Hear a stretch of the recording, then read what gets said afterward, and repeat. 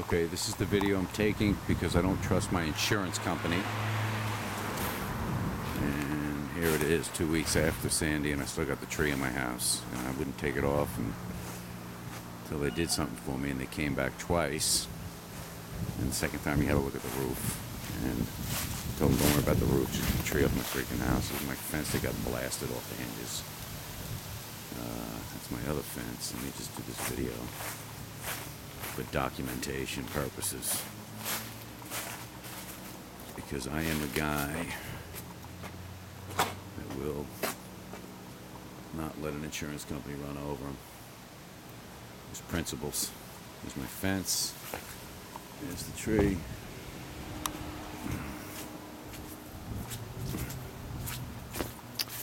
And we're going to go to my backyard.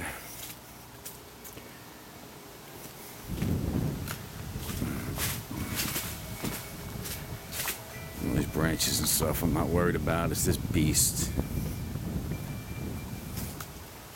The deck didn't seem to get broke. Wait, I shouldn't have walked under that tree. Hold on.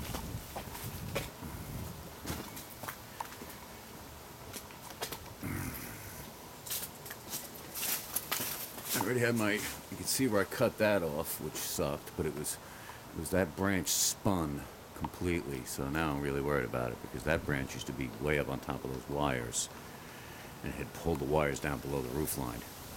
So when I cut it, it sprung back up, and I'd have my electrician come over here and retie those, he called them bug nuts, on that. To the light bar, he had to reattach that. That was nice of him. And there's, the roof's a little messed up, but I'm not that worried about that. I'll fix it. I just want them to get over here and give me a check so I can pay the tree guy.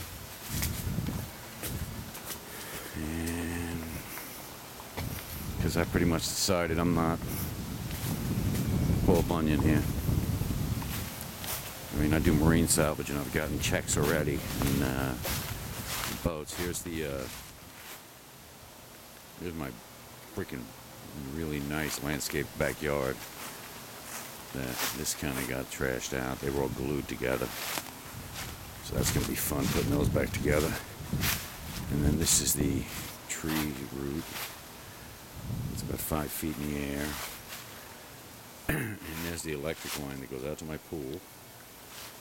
And there's another fence. Oh, by the way, this whole fence got destroyed. And here's another fence that got killed, but here's the electric down here. This is what everybody's worried about. And in my pool plumbing, you can see it through the fence. But I'm going to go to the other side and take a better picture. That all got ripped up. Sprinklers got ripped up, which isn't a big deal.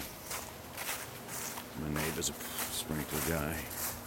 And here's the tree that's in my pool. You don't realize how big a tree is until it's in your pool. And for documentation purposes, I'm going over here to this other fence. They got creams behind this tree, all the way down. Look how wide that tree is. All the way down. That chain link rail and everything got screwed up. See, it broke it off right there. And then it hit my pool steps, which this is what I'm worried about. It crashed on my pool steps, and when they built the pool, that thing was bolted into the frame, so I don't want to have to drain this pool, dig this out, bolt that. There's the tree. And it goes all the way back over. Here I started cutting these branches off just to be able to get in here to look at what's next.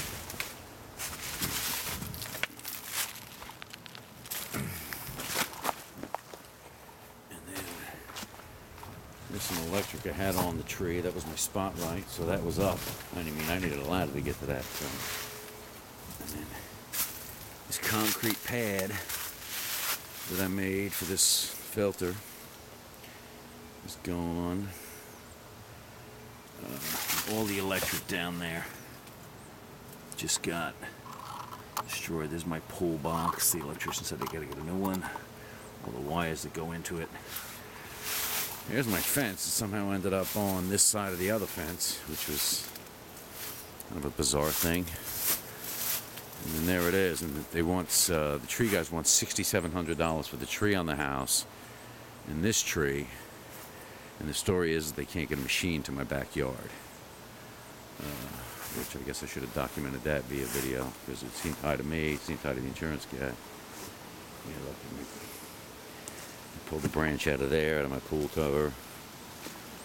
Get there.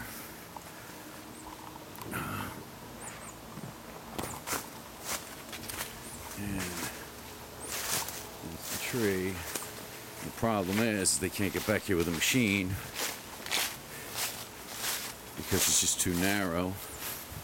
Right in here is the problem, unless I pull those walls out, which I might. Just so I can get a machine back here. And there's with that little raised thing. That's what that used to be.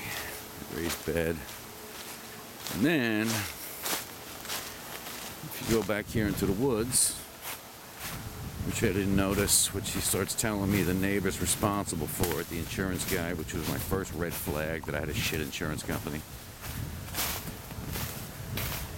This tree came down.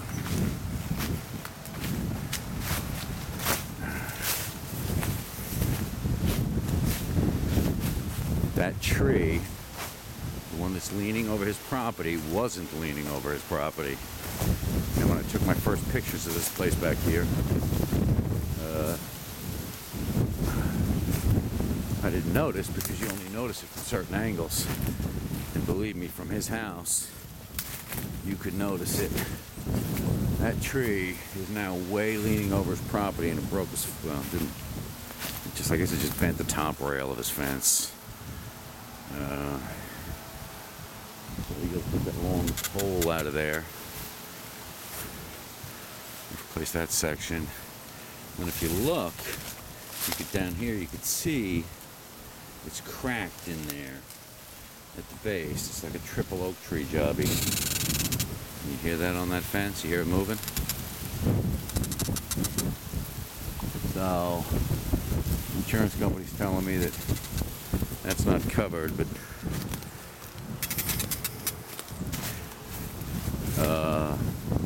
I told him that the guy's building a playground right here for his kids, and am I going to be covered if he falls and kills one of their kids? Because, you know, it's got to come down. It's just got to come down. I love trees, but it's got to come down. And I just can't see how, you know, they don't expect to cover that tree when this guy's got 3 little kids that play back here in his backyard. That's that one.